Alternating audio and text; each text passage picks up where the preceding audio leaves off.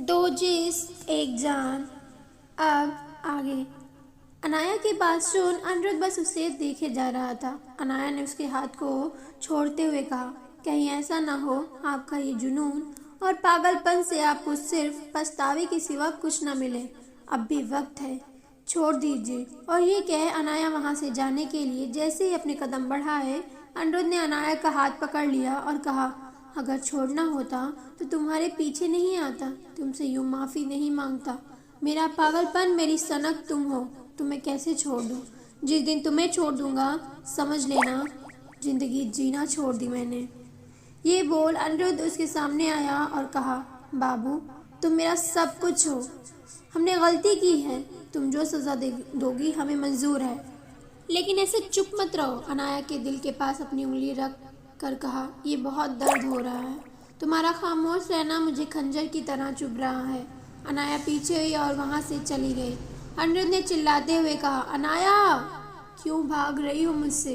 एक वजह तो दो मुझसे दूर रहने की। अनाया भागते हुए आई और कॉरिडोर में कुछ लड़कों से टकरा गई।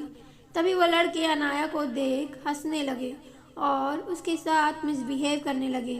तभी उन लड़कों में से एक लड़के ने कहा, यार हमें तो किस करने ही नहीं आता, क्या हम इस अनाया के साथ प्रैक्टिस करें। ये सुन अनाया ने उन लड़कों को घूरने लगी और जैसे अनाया कुछ बोलती तभी अचानक उस लड़के के चेहरे पे एक जोरदार पंच पड़ा और वो सीधा जमीन पे जा गिरा और उसके मुंह के किनारे से खून निकलने लगा।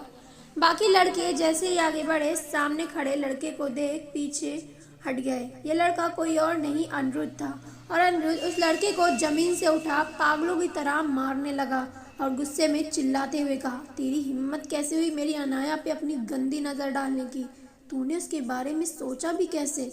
अनिरुद्ध ने उसे मारते मारते अधमरा कर दिया। सब उसे छुड़ाने लगे थे लेकिन अनिरुद्ध जैसे पागल हो गया था। अनिरुद्ध ने अपनी नज़र इधर उधर घुमाया और पास में रखी टेबल पे एक किक मार उसे तोड़ दी और वो पूरी तरह पागल हो गया था। जो भी उसे रोकने आता वो उन सभी को बुरी तरह पीट रहा था। उसकी आंखों में जुनून सवार था। अनिरुद्ध के जुबान पे बस यही लफ्ज़ था, मेरी अनाया पे अपनी गंदी नज़र कैसे डाली। तभी उसकी नज़र पास में रखे रॉड पे गई और वो उसे उठा। वो जैसे उस लड़के को मारने को हुआ, अनाया ने उसे पीछे से गले लगा लिया और उसके चेस्ट पर अपने दोनों हाथों को कस के पकड़ लिया और आंखों में आंसू लिए हुए कहा, प्लीज़ छोड़ दो, वो उसे मर जाएगा। अनाया का इतना कहना था कि अनिरुद्ध अपने हाथ में ली हुई रॉड को छोड़ दिया और सभी लड़के उस लड़के को उठा जल्दी से मेडिकल की तरफ बढ़ गए। अनाया अब भी उसे पीछे से गले लगाए हुए खड़ी थी। अनिरुद्ध ने उसके हाथों को पकड़ अपने सामने किया और उसके चेहरे को अपने हाथों में लेकर कहा, तुम क्यों रो रही हो, तुम्हारी कोई गलती नहीं है, तुम्हारे साथ मिसबिहेव कर रहे थे और तुम चुप थी, क्यों अनाया।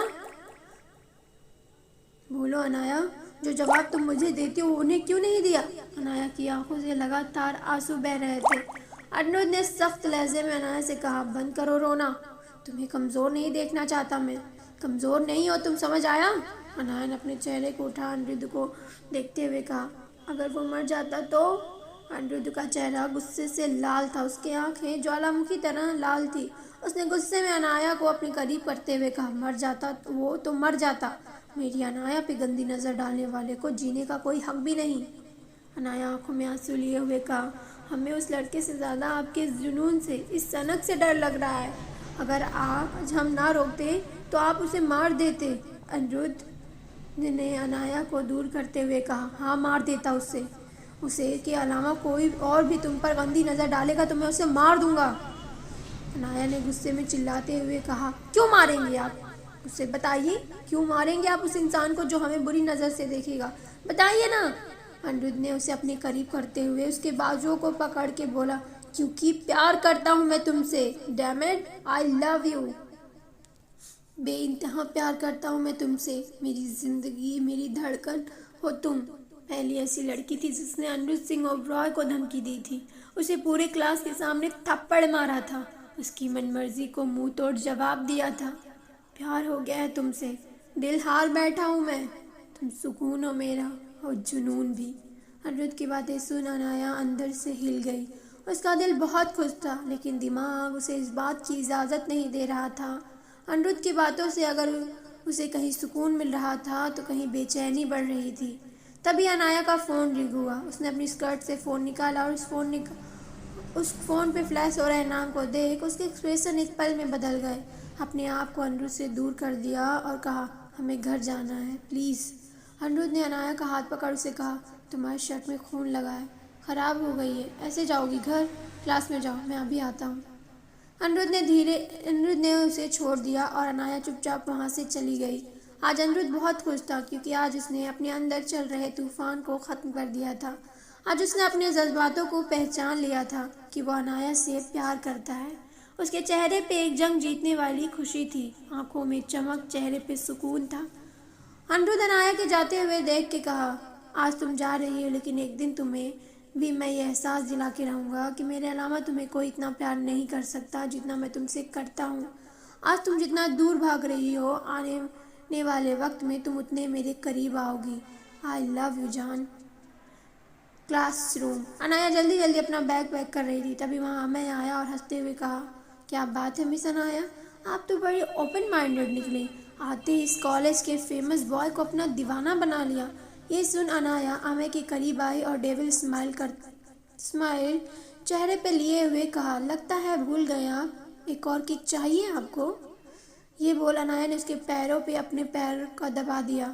امے کی آہ نکل گئی۔